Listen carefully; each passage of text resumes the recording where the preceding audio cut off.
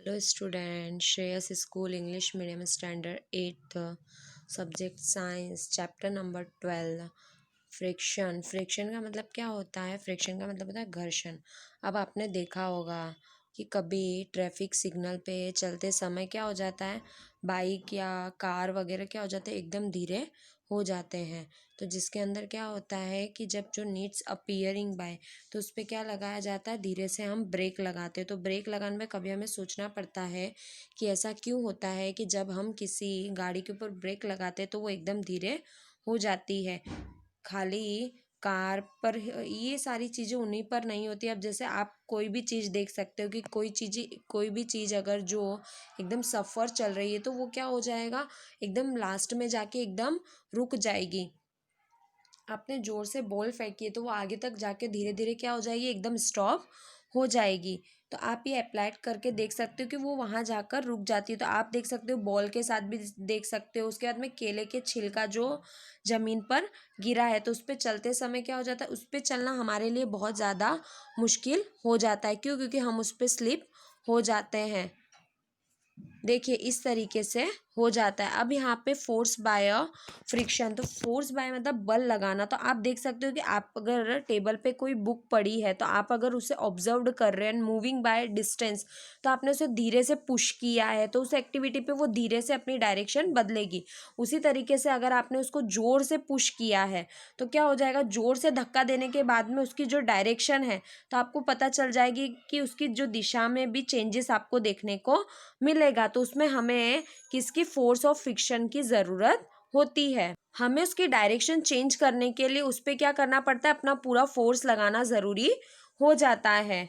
चलिए अब हम आगे देखते हैं। अब आपने देखा होगा कि कभी कोई क्या लेफ़्ट चल रहा होता है कोई, तो हमें क्या करते हैं, उसकी जो लेफ़्ट चल रहा होता है तो वो राइट किस तरीके से हो जाएगा, उसकी फ्रिक्शन तो किस तरीके से हमें उसके पर फोर्स की ज़रूरत होती है। तो फिर वो लेफ़्ट चलने लग जाता है, उसके अपोजिट साइड में चलने लग जाता है। उसी तरीके से आप देख सकते हो कि हमें हमेशा किसकी ज़रूरत होती है, उसके ऊपर फोर्स लगाने की ज़रूरत होती है। और ऐसी एक्टिविटी में हम फ्रिक्शन बिटवीन सफ़र बाय, तो क्या उस देख सकते हो सरफेस में, आप टेबल पे जैसे बुक्स रखी थी तो बुक्स के ऊपर हमें क्या करना पड़ रहा था, पूरी तरीके से अपना फोर्स लगाना पड़ रहा था। चलिए अब हमें यहाँ पे फैक्टर्स ऑफ अफेक्टिंग फ्रिक्शन, तो किस तरीके के फैक्टर्स है जो हमें अफेक्ट कर सकते हैं। चलिए अब हम देख सकते हैं कि किस तरीके, जैसे अगर आपने किसी ईंट को लिया है तो अब आपको क्या करना है, ब्रिक, तो आपको उसके ऊपर एक डोरी बांधनी है और डोरी बांधने के बाद उसके ऊपर फोर्स लगाना है। तो बैलेंस बाय ब्रिक, तो आप जैसे जैसे ईंट को क्या करोगे, खसकाना शुरू करोगे तो उसके बाद में आपको उसके ऊपर क्या, किसकी ज़रूरत हो जाएगी, फ्रिक्शन की ज़रूरत और फोर्स की ज़रूरत हो जाएगी। तो धीरे धीरे क्या होने लगेगा, बीच में लगने लगेगा कि आप जिस तरीके से उसको खिसकाते जाओगे उस तरीके से वो आगे आती जाएगी। अब देखिए इस तरीके से बैलेंस बना रहेगा।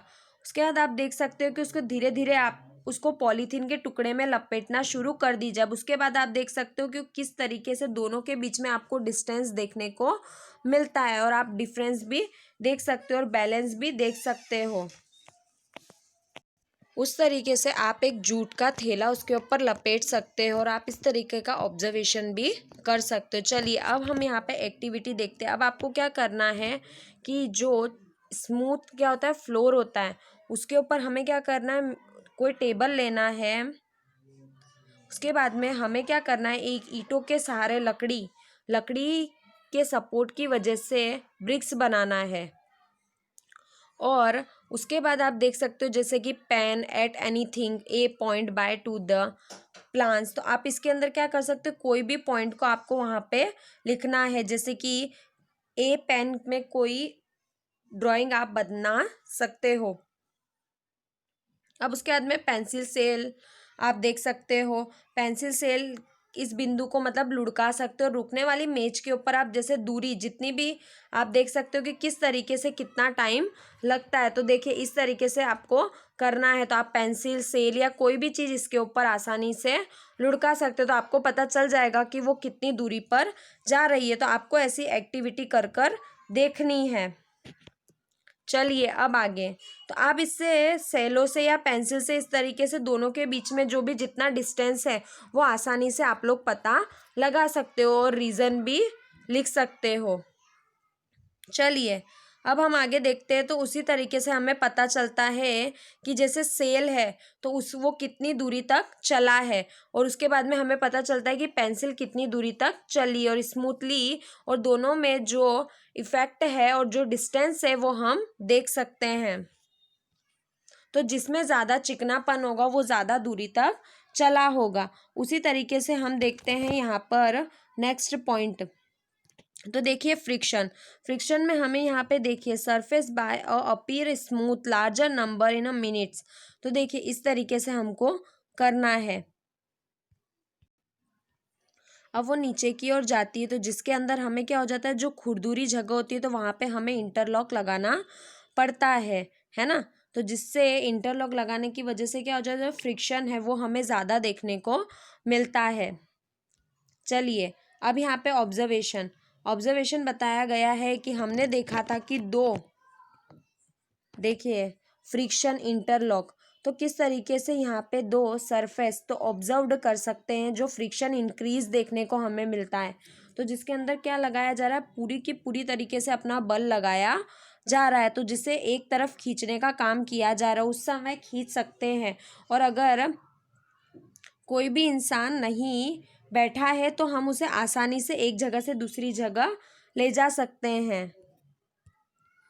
देखिए इस तरीके से। अब हमें क्या करना है, लास्ट टाइम हमने देखा था जो हैवी बॉक्स था तो हमने उसे खसकाने का काम किया था। तो जिसके अंदर क्या हो जाता है, जब वो एकदम रुका हुआ हो तब हमें उसे खसकाने का काम करना चाहिए। अब देखिए यहाँ पे फ्रिक्शन, तो आपको उसका मेजरमेंट लेना पड़ेगा कि कितने फ्रिक्शन में आपने इसको कितना मूव किया और कितना खसकाने का काम भी किया। उसी तरीके से दूसरे बॉक्स को आप देख सकते हो, तो दूसरे बॉक्स पे आपको पॉइंट लगाना पड़ेगा। और आपको समय नहीं मिल पाता है तो आपको क्या करना है, जो फर्श है वहाँ पर क्या करना है कि वो किस तरीके से अंदर की ओर जा रहा है वो हमें देखना है। Friction and you find the somewhat easier moving the box already motion by get to the start. तो इसके अंदर क्या हो जाता है, मोशन स्टार्ट हो जाता है। और नेसेसरी, अब नेसेसरी मतलब फ्रिक्शन हमें देखने को मिलता है तो हम इसमें क्या बोल सकते हैं कि कुछ चीज़ें देख सकते हैं। तो जैसे कि आपने ग्लास लिया है, ठीक है, तो अब आप उस किसी पर रखकर उसके ऊपर क्या कुल्हाड़ी मार रहे हो, तो आप देख सकते हो कि ईजियर कि आप ग्लास की बाहरी जगह पर आप देख सकते हो कि वो जो पकाने के तेल की परत चढ़ी होती है, तो जिसकी वजह से हम क्या उसके हाथ में पकड़ना आसान होता है या बहुत ज़्यादा मुश्किल होता है, तो हमें डिफ़िकल्टीज देखने को मिलती है। तो जिसके अंदर उसे पकड़े रखने के लिए क्या हो जाता है, गिलास के अंदर हमें फ्रिक्शन देखने को नहीं मिलता है।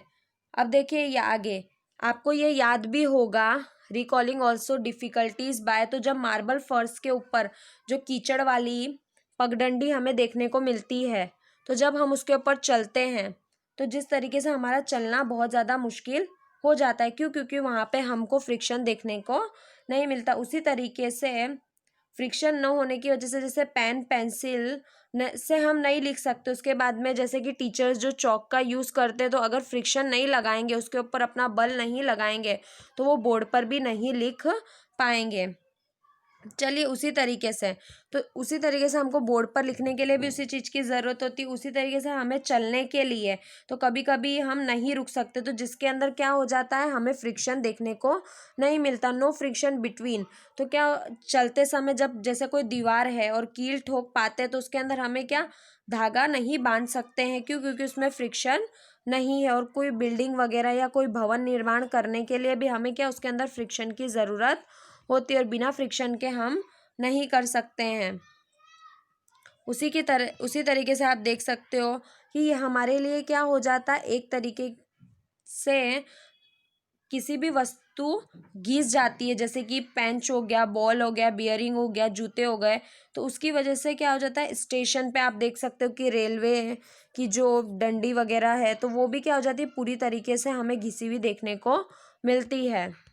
अब आप यहाँ देख सकते हो कि आपको क्या करना है कि आपके हाथ की हथेलियों को जोर से घिसना है। तो आप घिस कर देखोगे और उसके बाद उसको आपके हाथ गालों पर लगाने का काम करना, तो जिससे आपको एक गर्माहट का अनुभव होगा। तो जिससे हम देख सकते हो कि जैसे माचिस की तीली को भी किसी पर आप रगड़ कर देखोगे, है ना, मैच बॉक्स होता है तो उसके अंदर से आप एक माचिस निकाल कर किसी उसको जलाने की कोशिश करोगे तो क्या हो जाएगा, वो तुरंत आग पकड़ लेती है। तो उसी तरीके से हम देख सकते हैं कि किसी भी जगह पर तो तुरंत क्या हो जाता है, ऑब्जर्व जार जो होट देखने को हमें मिलता है।